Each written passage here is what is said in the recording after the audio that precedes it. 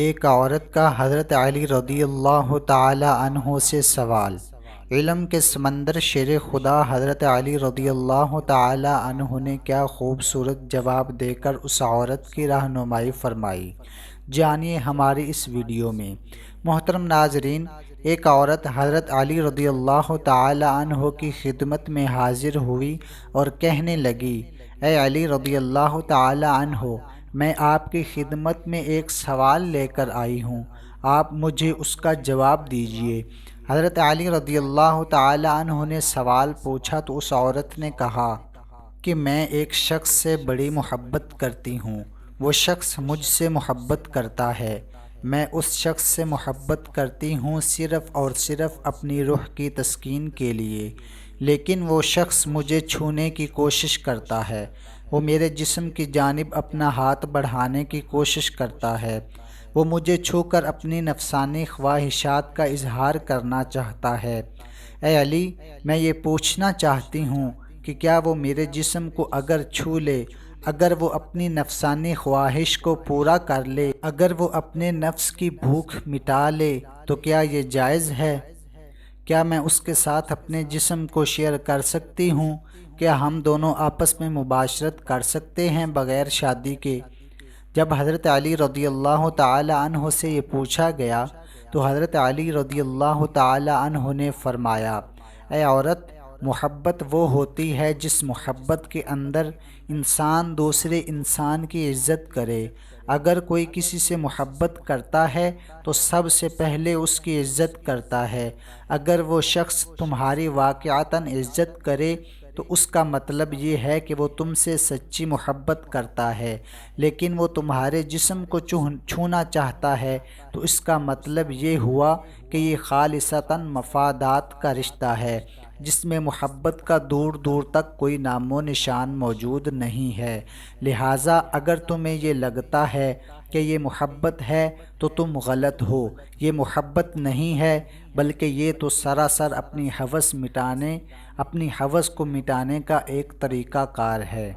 محترم ناظرین، اصل محبت کا تعلق انسان کی زندگی کے اس لمحے سے ہوتا ہے جس لمحے میں اسے یہ احساس ہو جائے کہ کوئی شخص مجھ سے پیار کرتا ہے، اور اس چیز کو سوچتے ہوئے اس کا دل اور دماغ روشن ہو جائے اور وہ مزید کسی چیز کی دنیا سے توقع نہ کرتا ہو، کیونکہ وہ چاہے اور جانے کہ بھائی میں زندگی میں جو چیز چاہتا تھا وہ مجھے مکمل طور پر دستیاب ہو چکی ہے، اور اب میری زندگی انتہائی سہل اور آسان ہو گئی ہے۔ اب آپ کو اس ویڈیو میں زنا کے بارے میں بھی بتایا جائے گا کہ شادی سے پہلے اگر بیوی نے زنا کیا ہو اور اس کے شوہر کو شادی کے بعد اپنی بیوی کے زنا کے بارے میں معلوم ہو جائے تو اس کا شوہر کیا کرے؟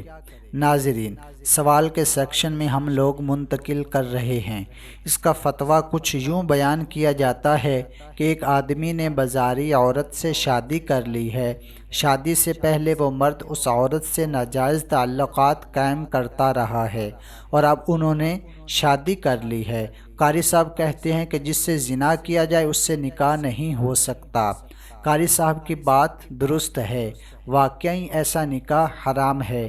اللہ تعالیٰ فرماتے ہیں سورہ نور میں، اور حرام کیا گیا ہے اوپر ایمانداروں کے زانی کا زانیہ یا مشرکہ کے ساتھ، اور زانیہ کا زانی یا مشرک کے ساتھ نکاح مومنوں پر حرام ہے۔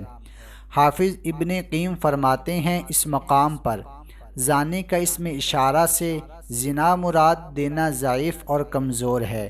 نیز نکاح کے سلسلہ میں اللہ تعالیٰ کا فرمانا، وہ پاک دامن ہو، نہ اعلانیہ زنا کرنے والی، نہ چھپے یاروں والی، اور نہ پکڑنے والے، نہ چھپے دوست، اس بات کی دلیل ہیں کہ نکاح منعقد ہونے کے لیے مرد اور عورت دونوں کا عفیف اور پاک دامن ہونا بہت ضروری ہے۔ محترم ناظرین، اگر کوئی عورت مرد زنا کر لیں تو کیا ان دونوں کا آپس میں نکاح جائز ہوگا؟ اور اگر شادی کے بعد پتہ چلے کہ میاں بیوی میں سے کسی ایک نے ماضی میں زنا کیا تھا تو ان کے نکاح کا کیا حکم ہوگا؟ بہت سی جھوٹی باتوں کی طرح ایک یہ بات بھی ہمارے معاشرے میں کم علمی کی وجہ سے مشہور ہے کہ زنا کرنے والے مرد اور عورت آپس میں نکاح کر ہی نہیں سکتے، جبکہ یہ بات غلط ہے۔ بلا شبہ یہ ایک غلیظ ترین گناہ عظیم ہے، مگر ان کو نکاح سے روکنا درست نہیں، بلکہ میں سمجھتا ہوں کہ اگر کسی سے یہ جرم ہو جاتا ہے تو ان کو آپس میں ہی نکاح کرنا چاہیے تاکہ ان کے معاملات آپس میں رہیں، اور ان کا نکاح بالکل جائز ہے اور ہو سکتا ہے، مگر شرط یہ ہے کہ وہ نکاح سے پہلے سچے دل سے توبہ کر لیں۔ تفصیل کچھ اس طرح سے ہے: زانیہ عورت یا زانی مرد کا نکاح اس وقت تک صحیح نہیں جب تک کہ وہ توبہ نہ کر لیں، اور اگر عورت یا مرد دونوں توبہ نہیں کرتے تو ان کا نکاح صحیح نہیں ہوگا۔ یہ اشارہ عقد نکاح کی طرف ہے، یعنی یہ جانتے ہوئے کہ فلاں عورت بدکار ہے اور غیر تائب ہے، اس سے نکاح کرنا مومن مردوں کے لیے حرام ہے۔ اسی طرح اپنی پاک دامن بیٹی کو کسی بدکار شخص کے نکاح میں دینا جو تائب نہ ہو، مومنوں کے لیے حرام ہے۔ گندی عورتیں گندے مردوں کے لیے ہیں، اور گندے مرد گندی عورتوں کے لیے ہیں، اور پاک عورتیں پاک مردوں کے لیے ہیں، اور پاک مرد پاک عورتوں کے لیے ہیں۔ اللہ تعالیٰ نے دوسرے مقام پر بھی مردوں اور عورتوں کے نکاح کے لیے دونوں کے پاک دامن ہونے کی اور بدکاری نہ ہونے کی شرط لگائی ہے، اور مومن عورتوں میں سے پاک دامن عورتیں اور ان لوگوں کی پاک دامن عورتیں جنہیں تم سے پہلے کتاب دی گئی، جب تم انہیں ان کے حق مہر دے دو، اس حالت میں کہ تم قید نکاح میں لانے والے ہو، بدکاری کرنے والے نہیں اور چھپی آشنائیں بنانے والے۔ شان نزول میں مروی حدیث رسول اللہ صلی اللہ علیہ وآلہ وسلم سے بھی ثابت ہوتا ہے کہ بدکار عورتوں یا بدکار مردوں تائب نہ ہوں، نکاح حرام ہے۔ عبداللہ بن عمر رضی اللہ تعالی عنہ بیان کرتے ہیں کہ ایک آدمی جسے مرثد بن ابی مرثد کہا جاتا تھا، وہ مکہ سے قیدی اٹھا کر مدینہ لایا کرتا تھا، اور مکہ میں ایک بدکار عورت تھی جسے عناق کہا جاتا تھا، وہ اس کی دوست تھی۔ مرثد بن ابی مرثد نے مکہ میں قید ایک آدمی سے وعدہ کیا تھا کہ اسے اٹھا لے جائے گا۔ اس کا بیان ہے کہ میں مکہ میں آیا اور میں چاندنی رات میں مکہ کی ایک دیوار کے سائے میں تھا کہ عناق آئی، اس نے دیوار کے ساتھ میرے سائے کا حولہ دیکھا۔ جب وہ میرے پاس پہنچی تو اس نے مجھے پہچان لیا، کہنے لگی مرثد ہو؟ میں نے کہا مرثد ہوں۔ کہنے لگی آؤ ہمارے پاس رات گزارو۔ میں نے کہا عناق اللہ نے زنا حرام کر دیا ہے۔ اس نے آواز دی خیمے والو، یہ وہ آدمی ہے جو تمہارے آدمی اٹھا کر لے جاتا ہے۔ چنانچہ 8 آدمی میرے پیچھے لگ گئے، اور میں مکہ کے ایک پہاڑ خندمہ پر چلنے لگا، حتیٰ کہ اس کی ایک غار تک پہنچ کر اس میں داخل ہو گیا۔ وہ لوگ آئے حتیٰ کہ میرے سر پر آ کھڑے ہوئے، اور انہوں نے پیشاب کیا تو ان کا پیشاب میرے سر پر گرا، مگر اللہ تعالیٰ نے انہیں مجھ سے اندھا کر دیا۔ پھر وہ واپس چلے گئے۔ میں بھی دوبارہ اپنے ساتھی کے پاس آیا اور اسے اٹھایا۔ وہ آدمی بھاری تھا، یہاں تک کہ میں اسے ازخر تک لے آیا، یعنی مکہ سے باہر جہاں ازخر گھاس تھی۔ اس کی بھاری بیڑی کھولی اور اسے اس طرح سے لے کر چلا کہ میں اسے اٹھاتا تھا اور وہ مجھے تھکا دیتا تھا، حتیٰ کہ میں مدینہ پہنچ گیا تو میں رسول اللہ صلی اللہ علیہ وآلہ وسلم کے پاس آیا اور کہا یا رسول اللہ صلی اللہ علیہ وسلم، میں عناق سے نکاح کر لوں؟ میں نے 2 مرتبہ یہ بات کہی۔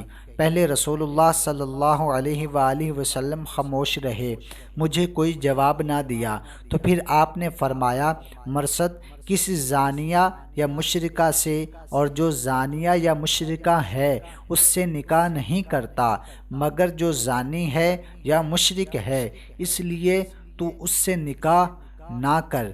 سنن ابو داؤد کی شرح عون المعبود میں لکھا ہے، اس حدیث میں دلیل ہے کہ کسی بھی شخص کے لیے ایسی عورت سے نکاح کرنا جائز نہیں جس سے زنا کا اظہار ہو چکا ہو، اور یہ مومنوں پر حرام کر دیا گیا ہے۔ زانی مرد اور زانیہ عورت سے نکاح حرام ہونے کی یہ واضح دلیل ہے، جب تک وہ توبہ نہیں کرتے اس سے نکاح حرام ہے، اور اسی طرح زانی مرد سے بھی جب تک وہ توبہ نہ کرے نکاح کرنا جائز نہیں۔ لیکن زانی مرد یا زانیہ عورت زنا کے بعد سچی توبہ کر لیں اور اپنے گناہ پر شرمندہ ہوں تو ان کا آپس میں نکاح بھی جائز ہے اور کسی اور کے ساتھ بھی نکاح جائز ہے۔ جیسا کہ کوئی مشرک مرد یا عورت شرک سے توبہ کر کے مسلمان ہو جائیں تو ان کے ساتھ نکاح جائز ہے۔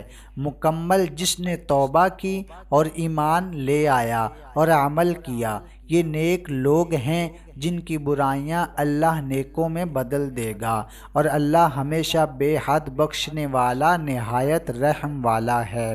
دعا ہے کہ اللہ تعالیٰ میرا سنانا اور آپ کا سننا اپنی بارگاہ میں قبول فرمائے۔ آمین ثم آمین۔